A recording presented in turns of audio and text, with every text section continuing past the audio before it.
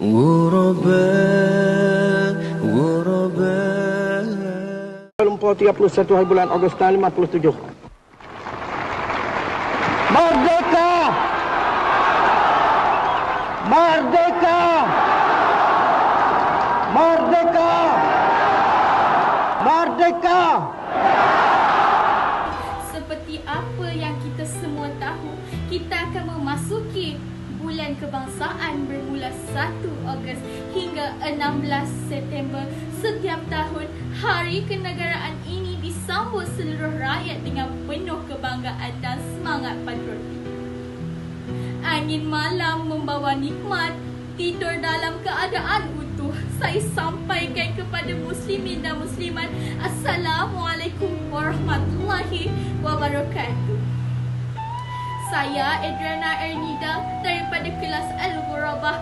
Pipi Ustaz Zairi bin Zainul akan menyampaikan pidato yang bertajuk Kemerdekaan Semasa COVID-19.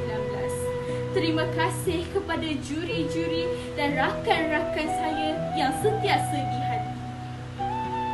Bagi membangkitkan momentum sambutan Hari Kebangsaan, biasanya Jambatan Penerangan Kementerian Komunikasi dan Multimedia akan menjadi penyelaras dalam kebanyakan aktiviti sambutan Bulan Kebangsaan seperti aktiviti jalur gemilang. Kibaran jalur gemilang di seluruh negara seolah-olah menjadi sesuatu wajib bagi lambang menyemarakkan sambutan Bulan Kebangsaan atau Bulan Kemerdekaan Negara. Hadirin dan hadirat sekalian, tahun ini sambutan Hari Kebangsaan ialah ulang tahun kemerdekaan yang ke-64.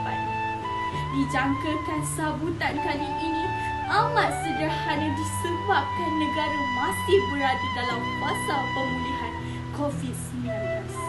Namun kita yakin sambutan akan tetap meriah. Rakyat boleh sama-sama merancangkan lagi kemeriahan sambutan Hari Kebangsaan melalui penggunaan media sosial untuk menzahirkan rasa kebanggaan menyambut hari yang penuh bermakna ini. Apapun, sambutan Hari Kebangsaan disertakan ulangan ke-51 rukun negara yang amat bermakna buat negara dan rakyat. Ingatan dan perjiwaan semula rukun negara sebagai ideologi negara akan menjadikan pemikiran, semangat dan orientasi sikap rakyat lebih dinamik dalam menjadikan negara ke arah masyarakat tinggi dan semangat perpaduan membawa negara ke arah kemajuan yang lebih cemerlang. Hadirin sekalian, kita perlu membangunkan satu budaya baharu bersifat nasional bagi tujuan menggerakkan dan melonjakkan perubahan serta kemajuan dalam semua sektor, sama ada bersifat pembangunan ekonomi dan spiritual. Pencapaian seimbang penting sebagai indeks atau petunjuk kita benar-benar merdeka secara fizikal, minda dan spiritual. Jika kita hanya berbangga pencapaian ekonomi sedangkan masyarakat kita mungkin luntur semangat kenegaraan dan mundur minda serta kerohanian hingga menimbulkan pelbagai masalah. Kita sebenarnya belum berada dalam kerangkaan kemerdekaan yang sebenar. Masyarakat akan pincang dengan pelbagai masalah yang menghantui kehidupan dan mengganggu kestabilan serta keharmonian. Dalam konteks etos kerja, nilai dinamik perlu diterapkan dan dibangunkan dalam kalangan rakyat agar dapat menghala kepada semangat kerja tinggi.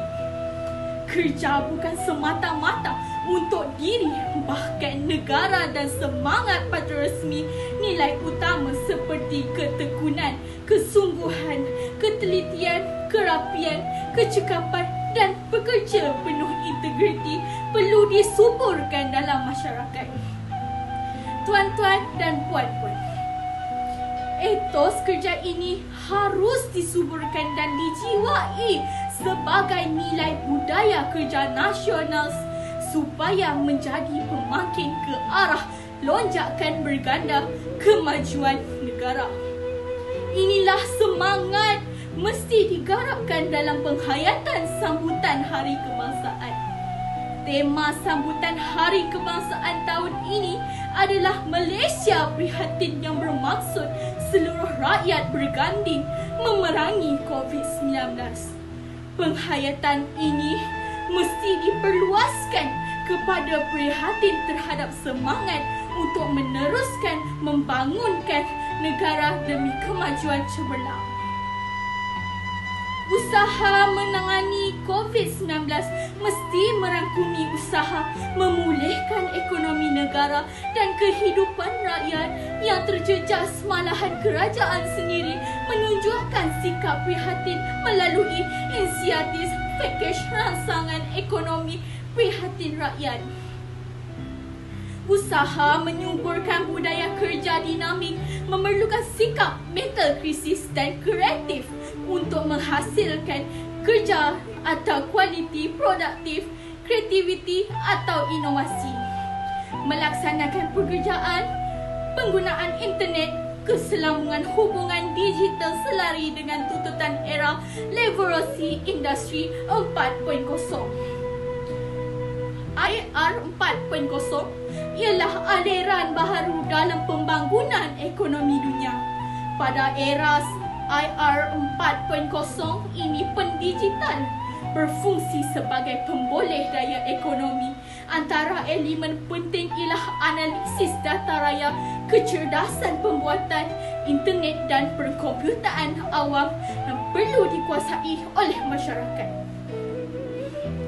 Ia mesti dijadikan budaya kerana nilai IR 4.0 akan menentukan keupayaan negara untuk bersaing pentas global.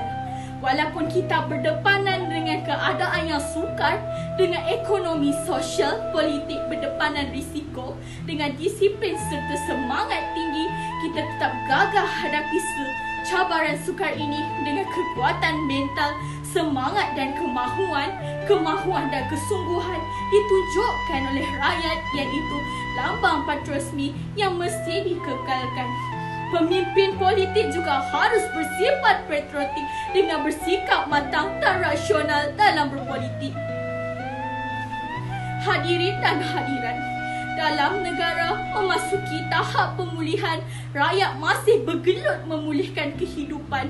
Ahli politik mesti mengekalkan krisis dan perang politik sesama mereka supaya kestabilan politik negara ini tergugat.